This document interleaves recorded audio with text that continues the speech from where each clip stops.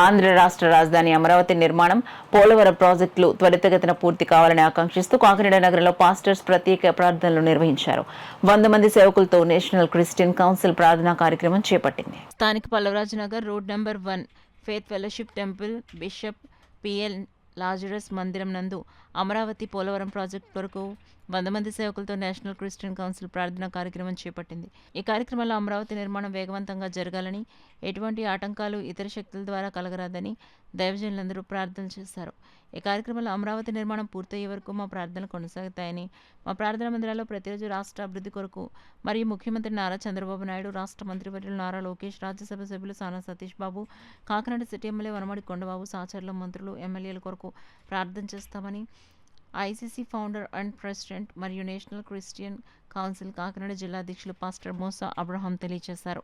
కార్యక్రమంలో NCC coordinator మాట్లాడుతూ గౌరవ వేతనం విషయంలో రాష్ట్ర ప్రభుత్వానికి కృతజ్ఞతలు కలిగి ఉంటామని, వివిధ క్రైస్తవ అంశాలపై త్వరలో ముఖ్యమంత్రి గారిని కలుస్తామని తెలియజేశారు. కార్యక్రమంలో దైవ వర్తమానం పాస్టర్ నతన్ అందించగా బిషప్ పిఎన్ లాజరస్ ప్రార్థన చేసి కార్యక్రమాన్ని ముగించారు. కార్యక్రమంలో జిల్లా women's president Helen Prabhakar, city women's wing president Sriphani, pastor P Solomon Raju, Agamana Raju, Nakka Shalem Raju, bishop Premabhushanam, pastor Suresh Johnson, pastor Prasanna Kumar తదితరులను సేవకులు పాల్గొన్నారు. క్రైస్తవులకు ఉన్నటువంటి గొప్ప మాధ్యమం ప్రార్థన.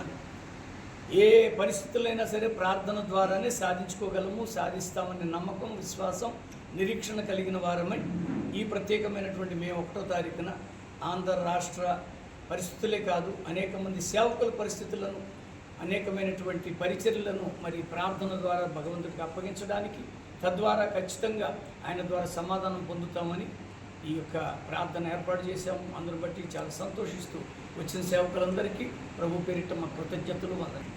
ప్రేయర్ ఫర్ ఆంధ్రప్రదేశ్ అనే కార్యక్రమాన్ని మేము పెట్టుకున్నాం. ప్రతి నెల 1వ తారీఖుని కార్యక్రమం జరుగుతూ ఉంది.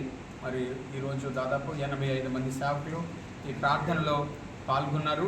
మరి ఇది కేవలము రాష్ట్ర క్షేమం, అభివృద్ధి కొరకు ప్రార్థన చేస్తున్నాం. ముఖ్యంగా ఈరోజు పోలవరం అలాగనే అమరావతి పనులు తిరిగి ప్రారంభిస్తున్న ప్రధాని మోడీ గారికి, చంద్రబాబు గారికి వారి కృతజ్ఞతలు తెలియజేస్తున్నాం. మీ వెనుక మా ప్రార్థనలు ఉన్నాయి. మీరు చేసే ప్రతి ప్రాణికి మా ప్రార్థనలు సహకారంగా ఉంటాయి. ఎందుకంటే మీరు సేవకులను గుర్తించి మీరు అన్ని విధాల సహకారాలు అందిస్తున్నారు. మాకు ఇంకా కొన్ని అంశాలు ఉన్నాయి, వాటిని త్వరగా మీ దగ్గరకు వచ్చి చెప్పుకొని వాటిని నెరవేర్చుకోవడానికి మీరు అవకాశం కల్పించాలని కోరుతూ, మరి ప్రే ఫర్ ఆంధ్రప్రదేశ్ అనే కార్యక్రమం రాష్ట్ర వ్యాప్తంగా అన్ని జిల్లాల్లో ఇలాంటి కార్యక్రమాలు జరుగుతాయని తెలియజేస్తూ, మా ప్రార్థనలతో ఆ రాష్ట్రం అభివృద్ధి ముందుకు వెళ్తుందని తెలియజేస్తూ ఈ కార్యక్రమంలో దైవవర్తమానాన్ని అందించినటువంటి దైవజనులు నాదం గారికి నేను ఒకే మాట చెప్తాను. చాలా సంవత్సరాలుగా మైనారిటీ అనేటువంటి పేరుతో క్రైస్తవులకి ఎంత మేలు జరిగింది అని ఆలోచన చేశాం.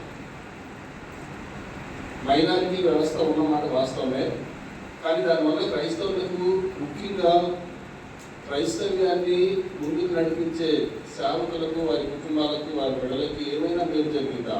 అబ్రహాం గారు మొన్న తెలియజేశారు. అందులో సేవకులే కూడుకుంటున్నారు అనే సంగతి. సేవకులుగా కూడుకుంటున్నామంటే మనము ఒక ప్రత్యేకమైన బాధ్యతనే కలిగి ఉండాలి. సాధారణ మనుషులందరికన్నా కూడా మన బాధ్యత అది భిన్నమైనది.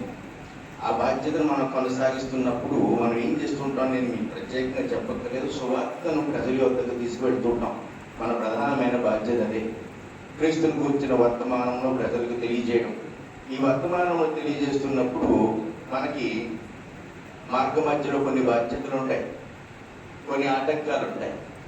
కుటుంబ బాధ్యతలు, అలాగే ఒత్తిళ్ళు. కుటుంబ